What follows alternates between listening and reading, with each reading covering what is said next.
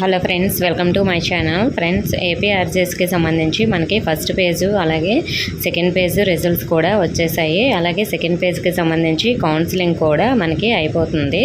So మరి మనకి third page అనేది ఉంటుందా లేదని చాలామంది అడుగుతున్నారు. ఫ్రెండ్స్, మనకి థర్డ్ పేజ్ ఉంటుంది, కానీ ఎప్పుడని చెప్పలేము. ఎందుకంటే సెకండ్ పేజ్లో ఎవరైనా ఇంట్రెస్ట్ లేక జాయిన్ అవ్వకపోతే ఆ మిగిలిన సీట్స్ అనేవి థర్డ్ పేజ్లో ఫిల్ చేస్తారు. ఒకవేళ అందరూ జాయిన్ అయిపోయినా కూడా మనకి IIIT మెరిట్ లిస్ట్ అనేది జూలై 11వ తేదీన రిలీజ్ అవుతుంది కదా. ఒకవేళ ఆ లిస్ట్లో నేమ్ ఉంటే వాళ్ళు కౌన్సిలింగ్కి అటెండ్ అయ్యి IIITలో కొంతమంది జాయిన్ అయిపోతారు. అలాంటప్పుడు మనకి ఏపీఆర్జేసీలో కొన్ని సీట్స్ అనేవి మిగిలిపోతాయి. అప్పుడు మనకి ఏపీఆర్జేసీలో థర్డ్ పేజ్ అనేది ఫిల్ చేస్తారు. ఒకవేళ ఏమైనా కొంచెం సీట్స్ ఉంటే ఈలోపే ఫిల్ చేసేస్తారు.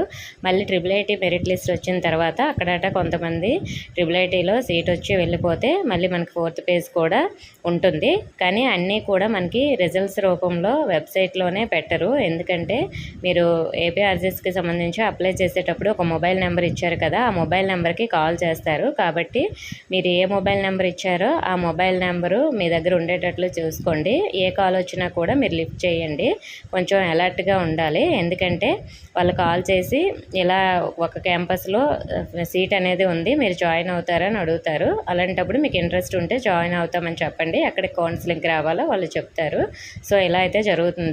సో మ్యాక్సిమం థర్డ్ పేజ్ కౌన్సిలింగ్లోనే, అంటే మనకి వెబ్సైట్లోనే రిజల్ట్స్ పెడతారు. తర్వాత నుంచి మాత్రం మ్యాక్సిమం కాల్సే చేస్తారు, ఇంకా వెబ్సైట్లో పెట్టరు.